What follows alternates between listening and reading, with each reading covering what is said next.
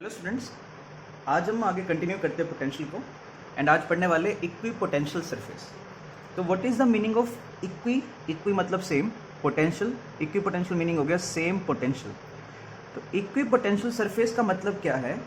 ऐसी सरफेस जिस पे तुम्हारा पोटेंशियल क्या होगा, सेम होगा। अब हमें इलेक्ट्रिक फील्ड और पोटेंशियल में रिलेशन पता है, तो क्या चीज़ होगी? What is the relation between electric field and potential? Delta we is minus E dot D are.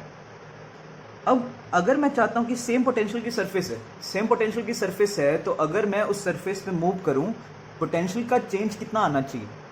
What is the change in potential? Either zero होना, तुम्हारे पास चेंज इन पोटेंशियल कितना है? जीरो। अब चेंज इन पोटेंशियल जीरो कैसे हो सकता है? या तो ई जीरो हो जाए, और ई और जो तुम्हारा डिस्प्लेसमेंट है, तुम अगर इलेक्ट्रिक फील्ड के परपेंडिकुलर मूव करो तो चेंज इन पोटेंशियल कितना आएगा? ई डॉट डी आर जीरो हो जाएगा, तो डेल्टा वी इज जीरो, मतलब पोटेंशियल सेम रहेगा। तो इक्वी पोटेंशियल सरफेस में या तो वहां पे फील्ड ही नहीं होगा, इलेक्ट्रिक फील्ड ही नहीं है, तो चेंज इन पोटेंशियल नहीं आएगा। फॉर एग्जाम्पल, जैसे शेल का अंदर वाला पार्ट है, inside the shell field zero होता है, तो शेल के इंटरनल हर पॉइंट पे फील्ड पोटेंशियल सेम रहता है। जैसे फॉर एग्जाम्पल, जैसे शेल है, शेल के अंदर फील्ड ही जीरो होता है, तो इसके हर पॉइंट पे पोटेंशियल क्या होता है? सेम। दूसरा केस क्या हो सकता है? तुम इलेक्ट्रिक फील्ड के परपेंडिकुलर मूव करो, तो अगर कोई भी इक्विपोटेंशियल सरफेस है, electric field is perpendicular to that surface. Note, कोई दो इक्विपोटेंशियल सरफेसेस कभी भी इंटरसेक्ट नहीं कर सकते। अगर दो, मान लो ये दो सरफेसेस हैं, अगर ये दो इक्विपोटेंशियल सरफेस कॉन्साइड कर गए, ठीक है, या इंटरसेक्ट कर गए, क्या होगा? मैं बोलूँ इस पॉइंट पे बताओ कितना, किस डायरेक्शन में फील्ड है, इस सरफेस के परपेंडिकुलर होना चाहिए। ये बोलेगा भाई इस सरफेस के परपेंडिकुलर होना चाहिए। एक पॉइंट पे फील्ड तो एक ही होगा ना। तो कभी भी दो इक्विपोटेंशियल सरफेसेस इंटरसेक्ट नहीं कर सकते, बिकॉज हमारे पास दो डायरेक्शन ऑफ इलेक्ट्रिक फील्ड आ जाएंगे at that point, which is not possible. मान लो फॉर अ पॉइंट चार्ज हमें इक्विपोटेंशियल सरफेसेस निकालनी है। मान लो क्यू चार्ज है, इसकी वजह से फील्ड किधर आएगा? इसकी वजह से फील्ड होता है रेडियली आउटवर्ड। तो अगर मैं इसके परपेंडिकुलर मूव करूं, इसके परपेंडिकुलर इधर भी हो सकता है, इधर भी हो सकता है, ठीक है। तो ये रहा फील्ड का डायरेक्शन, मैं इसके परपेंडिकुलर जा रहा हूं, इधर भी जा सकते हो, इधर भी जा सकते हो, बाहर की तरफ भी आ सकते हो। तो ये रहा electric field lines due to a point charge. अब तुम्हें यहां से इक्विपोटेंशियल सरफेस बनानी है।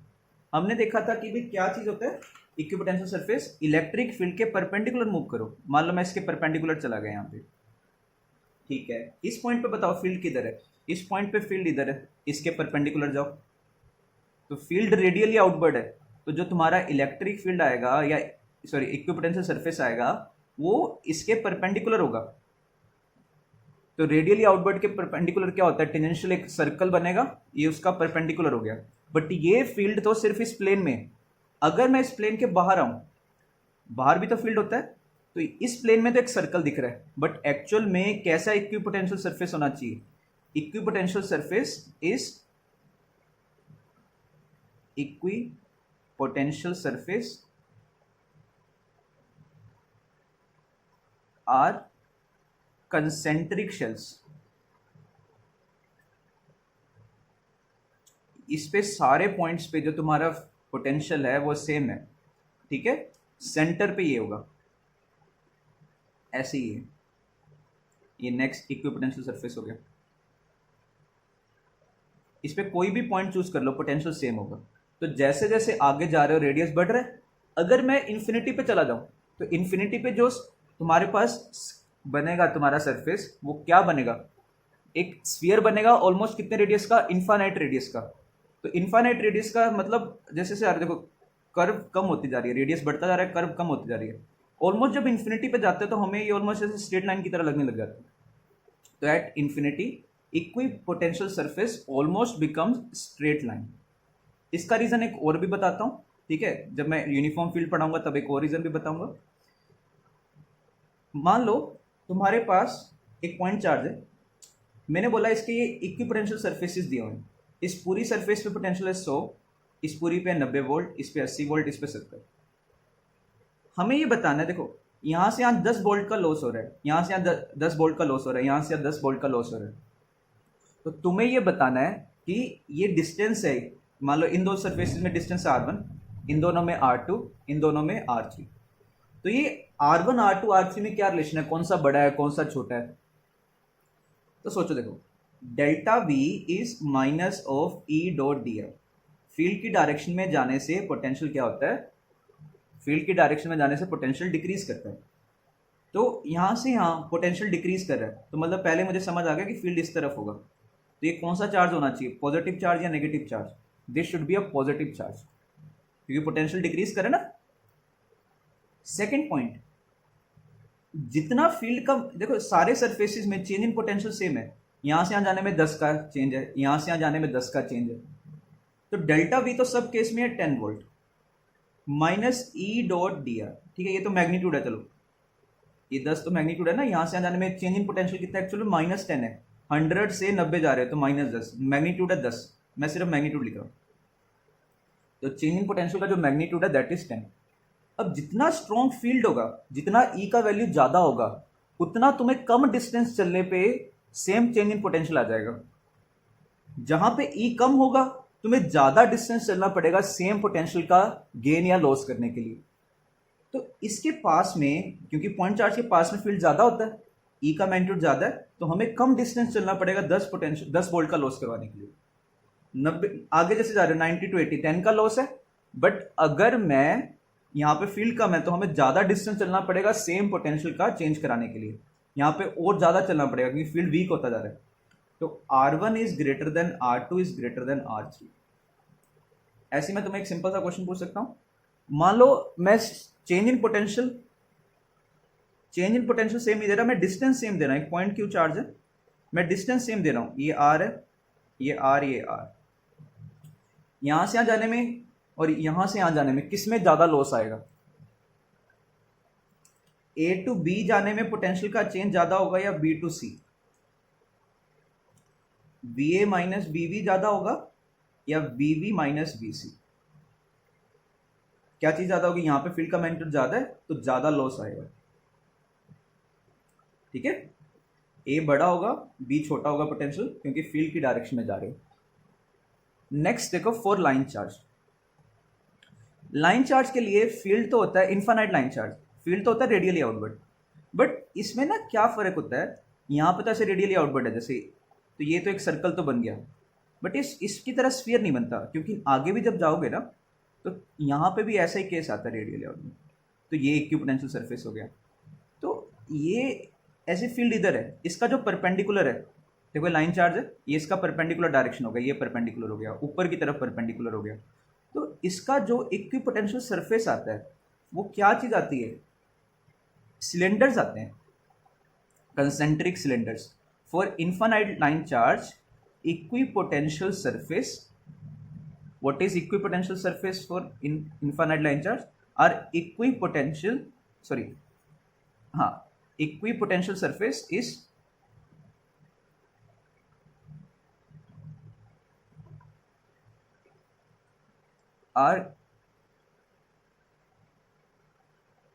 are cylindrical, are cylinders, या ऐसे बोलते हैं, होलो सिलेंडर्स। ठीक है, तो इनफाइनाइट लाइन चार्ज के लिए भी ऐसा ही है।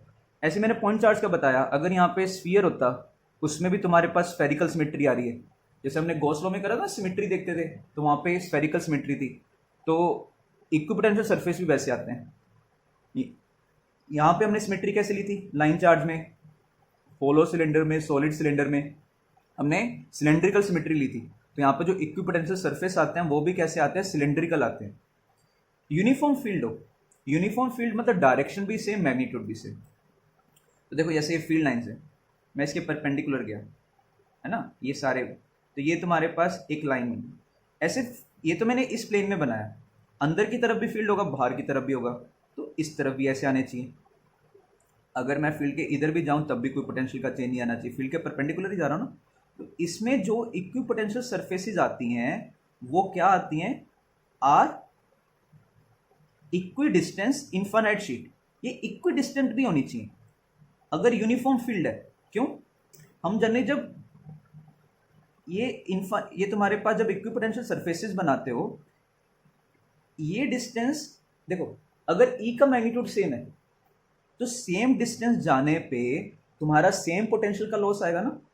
ई भी सेम है, तो अगर मुझे सेम डेल्टा भी चाहिए तो सेम डिस्टेंस मूव करना पड़ेगा। तो अगर यूनिफॉर्म फील्ड हो तो सेम डिस्टेंस चलने पे तुम्हारे पास सेम पोटेंशियल का लॉस आता है या चेंज आता है। अगर ई का मैग्नीट्यूड वेरी करे तब इनका जो गैप है वो भी वेरी करेगा। तो इक्वी पोटेंशियल सरफेस जैसे देखो मैंने इसके लिए बनाई, मैंने गैप बढ़ाता गया। गैप बढ़ाने का क्या रीज़न था कि भी मैं शो करना चाहता हूँ कि जैसे जैसे आगे जा रहा हूँ फील्ड का मैग्नीट्यूड क्या हो रहा है, डिक्रीज हो रहा है, तो मुझे ज़्यादा डिस्टेंस चलना पड़ रहा है सेम पोटेंशियल का चेंज करवाने के लिए। अगर यूनिफॉर्म फील्ड है, यूनिफॉर्म का मतलब होता है direction and magnitude both, direction भी सेम है हर जगह, मैग्नीट्यूड भी सेम है, तो सेम डिस्टेंस जाने पे सेम पोटेंशियल का लॉस आएगा। तो equipotential surfaces are equidistant also. तो अगर यूनिफॉर्म फील्ड है, देखो ये 40 वोल्ट 30 वोल्ट 20 वोल्ट, इस ये फील्ड है और ये है, मैं सिर्फ ऐसे शो कर रहा हूँ, ये प्लेन के बाहर भी होंगी, ये इक्वी पोटेंशियल सरफेसेस होगी। और अगर ई वेरिएबल हुआ, मैग्नीट्यूड वेरिएबल हुआ, मैग्नीट्यूड अगर कांस्टेंट है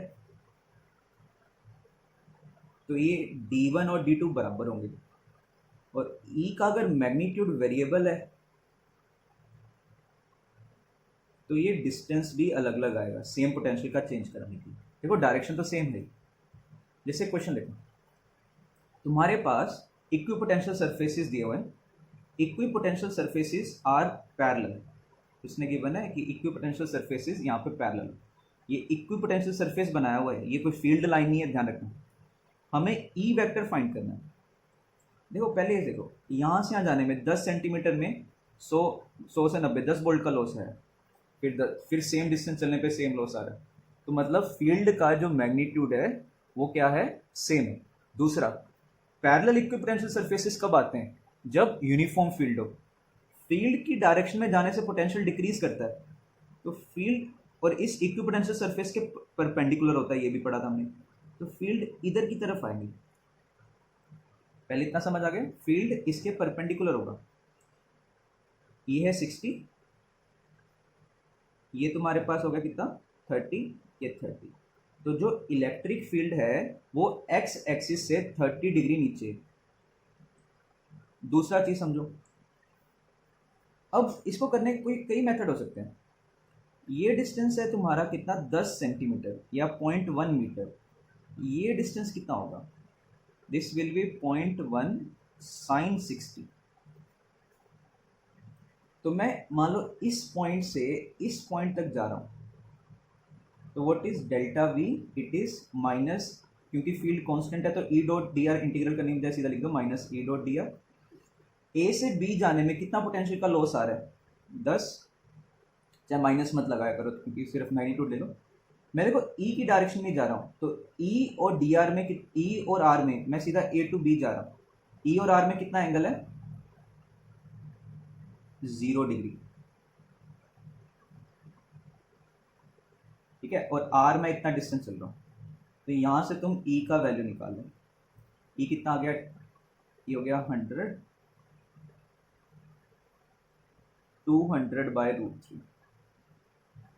अगर वेक्टर फॉर्म में लिखना है, ई vector is 200/√3 cos 30 i cap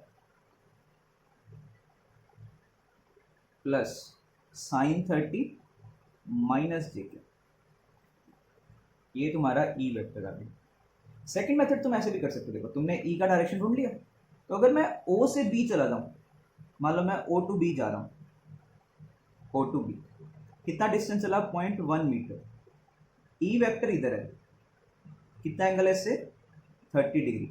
तो तुम ऐसे भी कर सकते थे कि भाई delta B is minus E dot D R, तो ई डॉट आर तो कितना हो गया डेल्टा बी। देखो ओ से बी जा रहा हूँ, ये पूरी सरफेस का पोटेंशियल 100 है, तो ओ का भी 100 है, बी का कितना है 90, तो डेल्टा बी कितना हो गया, it is -10 E dot D R, E dot D R, E का मैग्नीट्यूड आर, आर कितना ओ टू बी 0.1, दोनों में कितना एंगल है ई और आर वेक्टर में, इट इज cos 30। देखो बात वही बनेगी, ये कट गया, e 1/10 √3/2। तो चाहे यहां से सॉल्व कर लो, आंसर हमारा सेम ही आएगा दोनों केसेस में, ठीक है। तो चाहे तुम इसके परपेंडिकुलर मूव कर लो, सीधा ये परपेंडिकुलर डिस्टेंस निकाल लो, उससे E और R में 0 डिग्री का एंगल हो जाएगा, नहीं तो O to B मूव कर लो तब भी हमें कोई दिक्कत नहीं।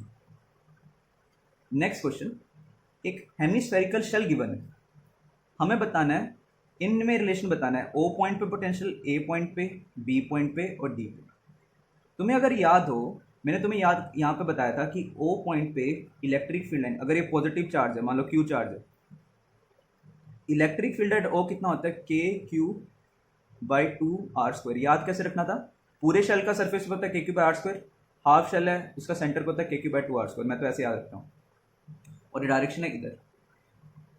ए पॉइंट, इस पूरी सरफेस पे फील्ड डाउनवर्ड होता है, हाँ मैग्नीट्यूड वेरिएबल होता है बट डाउनवर्ड होता है। तो अगर मैं ओ से बी मूव करूं तो इलेक्ट्रिक फील्ड के परपेंडिकुलर मूव कर रहा हूं, तो चेंज इन पोटेंशियल कितना होना चाहिए, delta we is minus E dot D R. तो अगर इलेक्ट्रिक फील्ड के परपेंडिकुलर मूव करो तो डेल्टा वी कितना आना चाहिए, 0। तो ये सारे के सारे बराबर होंगे। डी पॉइंट पे फील्ड किधर है, डी पॉइंट पे फील्ड मैंने तुम्हें सिखाया था कि भाई अगर ये शेल है, यहां पे फील्ड किधर होता है, हमने रिंग्स बनाए थे, इन सारे रिंग्स की वजह से फील्ड इस तरफ आ रहा था, तो यहां पे तो हम बता पा रहे थे कि नेट फील्ड इधर आएगा। अंदर नहीं बता पाते क्योंकि कुछ रिंग्स की वजह से, ऊपर वाले रिंग्स की वजह से फील्ड इधर है और नीचे वाले रिंग्स की वजह से फील्ड ऊपर है, तो हम डायरेक्टली नहीं बता पाते। तो मैंने कैसे बताया था, क्या करो इस शेल को पूरा कर लो, अगर इस शेल को कंप्लीट करते हो यहाँ पे नेट फील्ड कितना होगा, 0। इस शेल की वजह से यहाँ पे फील्ड किस तरफ आना चाहिए, ये तो देख सकते हो सीधा ही, अभी ऐसे ही बताया ना, ऊपर की तरफ। तो अगर यहाँ पे 0 है, इस शेल की वजह से, ये जो हाफ शेल की वजह से यहाँ पे फील्ड नीचे आना चाहिए। तो इस पूरी लाइन पे जो नेट फील्ड होता है वो डाउनवर्ड डायरेक्शन में होता है। तो अब ये बताओ, ओ से डी जाने में फील्ड इस तरफ है, तुम ओ से डी जा रहे हो, ओ से डी जाने में पोटेंशियल बढ़ेगा या कम होगा, हम इलेक्ट्रिक फील्ड के ऑपोजिट मूव कर रहे हैं तो पोटेंशियल बढ़ना चाहिए, तो डी का पोटेंशियल ओ से ज़्यादा होगा। तो इस तरीके से अगर तुम्हें फील्ड पता है, तुम ये रिलेशन बता सकते हो कि कहाँ पे पोटेंशियल ज़्यादा है, कहाँ पे पोटेंशियल कम है। और देखो इस पे questions, given that electric field is equal to 3x² + y i + x t cap, find work done in moving a charge of -2 microcoulomb from 0,5,0 to 2,-1,0 by moving along the path। हमें different path दे रखे हैं, निकाल के देखते हैं।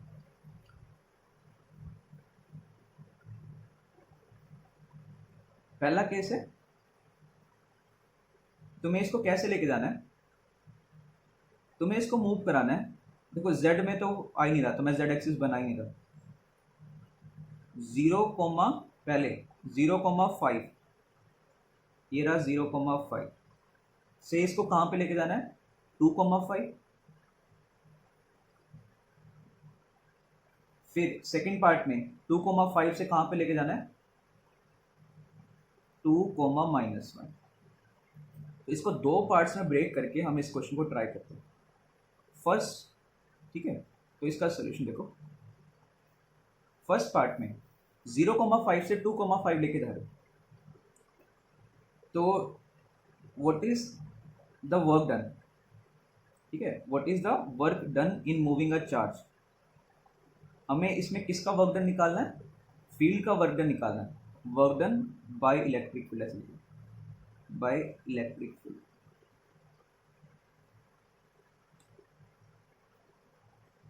तो देखो first part, तुम इससे 0,5 से 2,5 लेके जा रहे हो, तो फोर्स कितना होगा, F is Q into E, work done is F dot D S, तो Q E dot D S. D S vector होता है, अगर हमें इंटीग्रेशन करना पड़ जाए, D X I cap, D Y J cap, D Z k cap. During the first journey 0,5 से 2,5 तुम्हारा जो डिस्प्लेसमेंट है सिर्फ कौन सी डायरेक्शन में हो रहा है, सिर्फ एक्स में डिस्प्लेसमेंट है। तो फर्स्ट जर्नी में मैं सिर्फ एक्स में करूंगा, Q is -2 microcoulomb. E vector का सिर्फ ई डॉट डी एक्स जब करोगे, दिस वेक्टर डॉट सिर्फ डी एक्स करना है क्योंकि हमारा डिस्प्लेसमेंट सिर्फ एक्स में है। तो ई डॉट डी एक्स ये कितना आएगा, सिर्फ आई के साथ डॉट प्रोडक्ट होगा, बाकी सारे जीरो हो जाएंगे। तो ई डॉट ये कितना आ गया, 3x² plus Y D x. देखो मैं इसको इंटीग्रल नहीं कर सकता, ये y है ये x है, तो डायरेक्टली इसका इंटीग्रल नहीं कर सकते। बट एक चीज़ सोचो, इस पूरी जर्नी में क्या y का वैल्यू कांस्टेंट है या वेरी कर है। इस पूरी जर्नी में मैं इसको ऐसे लिख रहा हूँ a ये b, तो a to b निकाल रहा हूँ मैं फर्स्ट बार।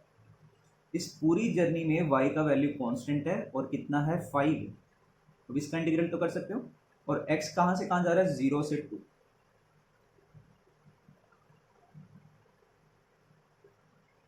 तो इसका इंटीग्रल कर लो, कितना आ गया 3x³ प्लस 5x।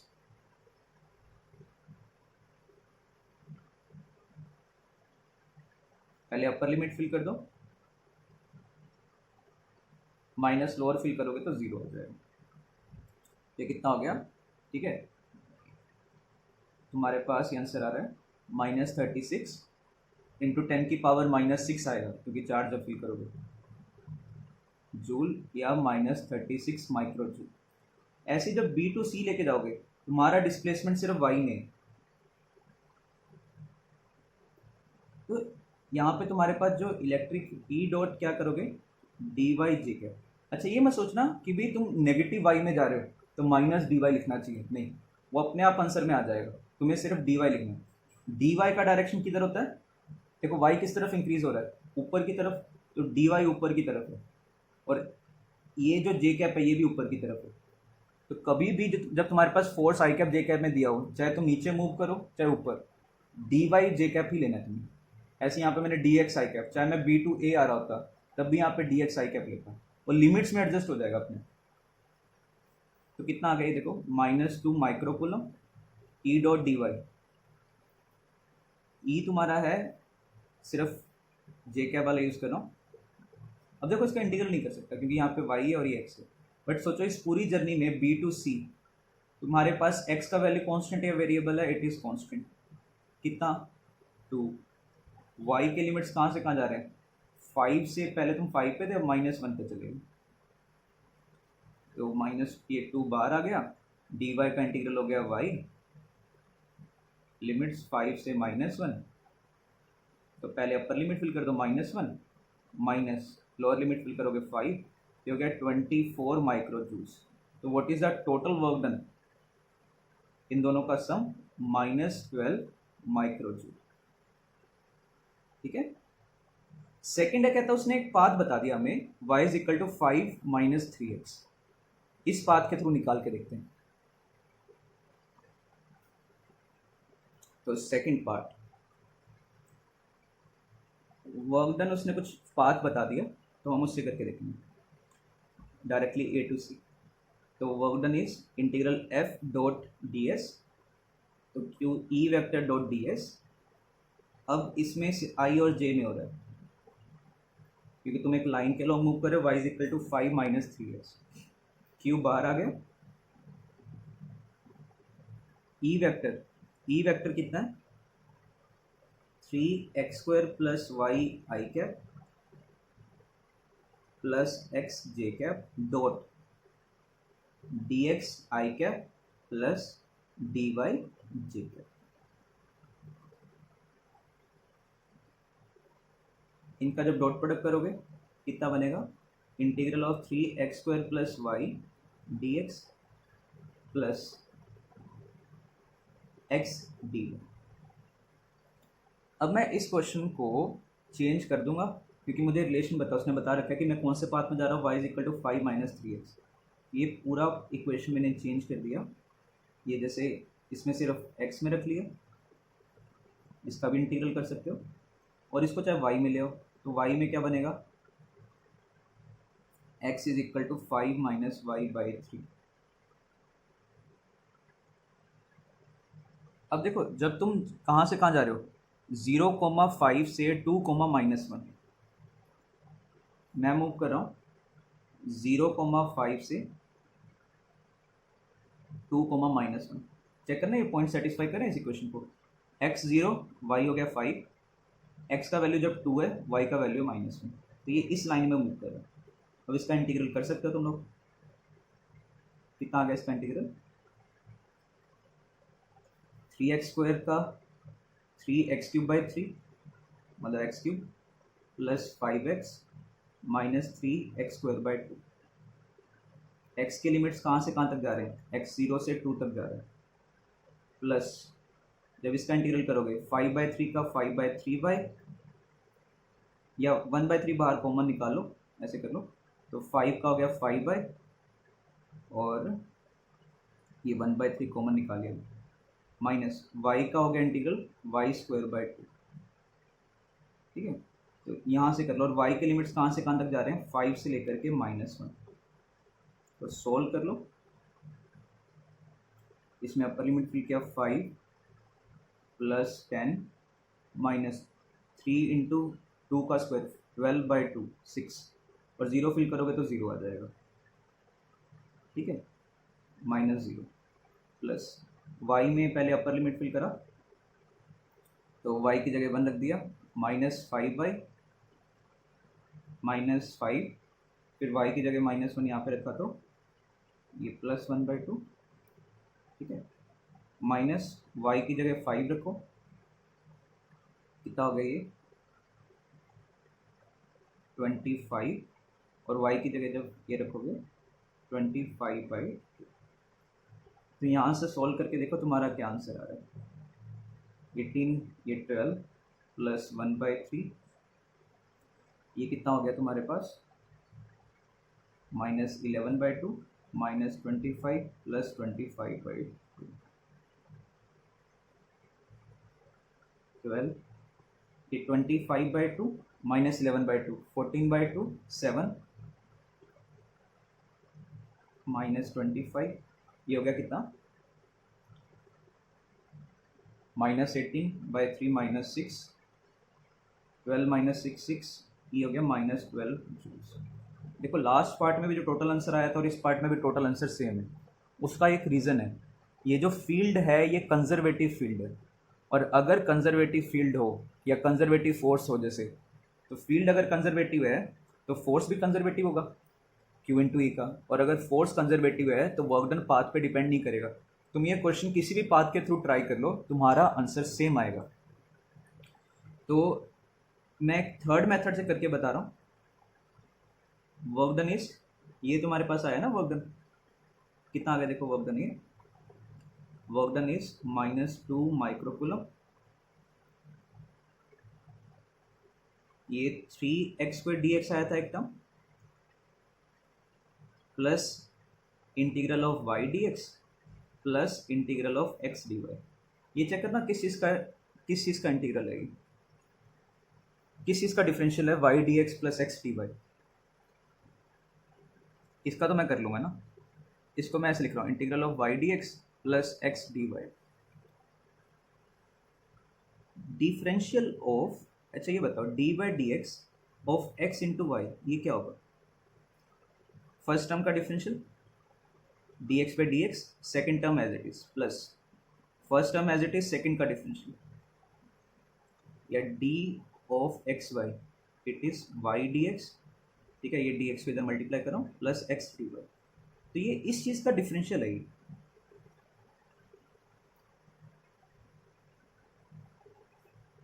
तो इसका इंटीग्रल तो डायरेक्टली कर लोगे ना, ये पूरा टर्म एक्स वाई का डिफरेंशियल, जैसे dx का इंटीग्रल क्या होता है x, dy का इंटीग्रल y, ऐसे dxy का इंटीग्रल क्या होगा, dxy का इंटीग्रल क्या होगा, it is x into Y, और 3x² का 3x³/3 तो x³ आ गया। x के लिमिट्स कहाँ से कहाँ तक जा रहे हैं, x के लिमिट्स जा रहे हैं 0 से 2। अब देखो इसके लिमिट्स कैसे फिल करना है, ये x इंटू वाई के लिमिट्स हैं, स्टार्टिंग में x इंटू वाई कितना है, x था 0, y था 5, तो x इंटू वाई कितना हो गया, इट इज 0। फाइनली x है 2, y है -1, तो x इंटू वाई कितना हो गया फाइनली -2। तो इसके जो लिमिट्स हैं 0 से -2 हैं। या दोबारा से लिमिट्स फिल कर लो, इसके कोऑर्डिनेट्स फिल कर लो, ऐसे नहीं लिखना तुम्हें। तो x 0,5 से, ठीक है, ये x और y कोऑर्डिनेट, ये 2, -1 पे जा रहा है, चाहे ऐसे लिखना है ऐसे लिखना। तो वैल्यूज फिल कर देना। इसका कितना हो गया 8x -0 प्लस पहले x में 2, y में -1, तो x इंटू वाई हो गया -2 माइनस x0 y5 स्टार्टिंग में। तो ये जो तुम्हारा वर्क डन है ये पाथ पे डिपेंड कर ही नहीं रहा, किसी भी पाथ में चले जाओ यही वर्क डन आएगा, बिकॉज ये फील्ड कंजर्वेटिव है। कंजर्वेटिव या नॉन कंजर्वेटिव चेक करना कैसे सिखाया था मैंने, ठीक है। To check whether a field is conservative और नॉट, मान लो कोई फोर्स है F x I cap, F i j cap, F z k cap. एक कर्ल फंक्शन होता है, कर्ल फंक्शन का मतलब होता है फॉर अ क्लोज पाथ। तो कर्ल फंक्शन, ठीक है, कर्ल जैसे कोई भी for a close path, curl function cross F ये 0 होना चाहिए। कर्ल फंक्शन होता है del by del x I cap plus del by del y J cap plus z del by del z k cap into force, मान लो F x आई cap, F y जे cap, F z k cap. इनका cross product 0 होना चाहिए। Cross product कैसे करते हैं, आई जे के लिख लिया, जैसे ए क्रॉस बी कैसे करते हैं, यहाँ पे A X A Y A Z, B X B Y B Z, ऐसे इसमें करा F X F Y F Z. इनका तुम डिटर्मिनेंट निकालो, कैसे आएगा, I A cross A del by del Y F Z minus del by del Z of F Y I cap में, minus J cap में क्या आएगा, del by del X of F Z minus del by del Z of F x. और ये 0 होना चाहिए। 0 का मतलब है 0 आई कैप, 0 जे कैप, 0 के कैप। तो ये टर्म भी 0 होनी चाहिए, ये टर्म भी 0 होनी चाहिए, ये टर्म भी 0 होनी चाहिए। प्लस जेड का वाई के रिस्पेक्ट में और वाई का जेड के रिस्पेक्ट में डिफरेंशियल, पार्शियल डिफरेंशियल 0 होगा। जेड का एक्स के रिस्पेक्ट में और एक्स का जेड के रिस्पेक्ट में डिफरेंशियल 0 होगा। ऐसी वाई का एक्स के रिस्पेक्ट में और एक्स का वाई के रिस्पेक्ट में डिफरेंशियल, पार्शियल डिफरेंशियल 0 होना चाहिए। सिमिलरली सेम चीज़ फील्ड के लिए भी आ जाती है, क्योंकि अगर एक चार्ज है उस पर फोर्स कितना होता है, Q इंटू ई, तो उसका x कॉम्पोनेंट ऑफ फोर्स कितना होगा, Q इंटू ई एक्स, ठीक है। और y कॉम्पोनेंट ऑफ फोर्स कितना होगा, Q इंटू ई वाई। तो Q कट जाएगा दोनों साइड से, इसको मैं लिखूंगा Q इंटू ई वाई, इसको लिखूंगा Q इंटू ई एक्स, Q कट जाएगा, ये वाली टर्म आ जाएंगे। तो कभी भी अगर तुम्हें चेक करना है कि कोई फील्ड कंजर्वेटिव है या नॉन कंजर्वेटिव है, ये तीनों कंडीशन सेटिस्फाई होने चाहिए। जैसे इसमें चेक करके देखो, ई वेक्टर मैंने कितना दिया था, E vector is 3x² plus Y I cap and x J cap. ये हो गया तुम्हारा इलेक्ट्रिक फील्ड का एक्स कंपोनेंट, और ये हो गया इलेक्ट्रिक फील्ड का वाई कंपोनेंट। ये मत बोलना कि एक्स है, ये तो एक्स पे डिपेंड कर रहा है, एक्स कोऑर्डिनेट पे है, तो ये वाई कोऑर्डिनेट है ना, ये जे कैप है, ई वाई जे कैप, ई एक्स आई कैप, ई वाई जे कैप। इसका वाई के रिस्पेक्ट में डिफरेंशियल, पार्शियल डिफरेंशियल का मतलब होता है सिर्फ वाई वेरिएबल है, बाकी सब कांस्टेंट है, एक्स भी कांस्टेंट है, जेड भी कांस्टेंट है, तो ये टर्म तो कांस्टेंट ही हो गया 0। वाई का वाई के रिस्पेक्ट में 1 और इसका एक्स के रिस्पेक्ट में, तो del x by del x ये कितना आ जाएगा 1। तो देखो दोनों बराबर आ रहे हैं, जेड में तो है ही नहीं, तो जेड का तो चेक करने की जरूरत ही नहीं।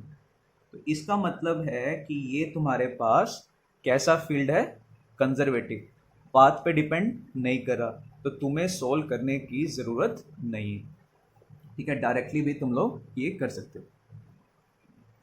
तो हम इसमें ये भी कर सकते थे, हम क्या करते कि डेल्टा वी निकाल लेते। डेल्टा वी एक बार आ गया तो डेल्टा यू होता है Q इंटू डेल्टा वी, और work done by electric field is minus of delta U. तो देखो, और डेल्टा वी को क्या लिखते हैं,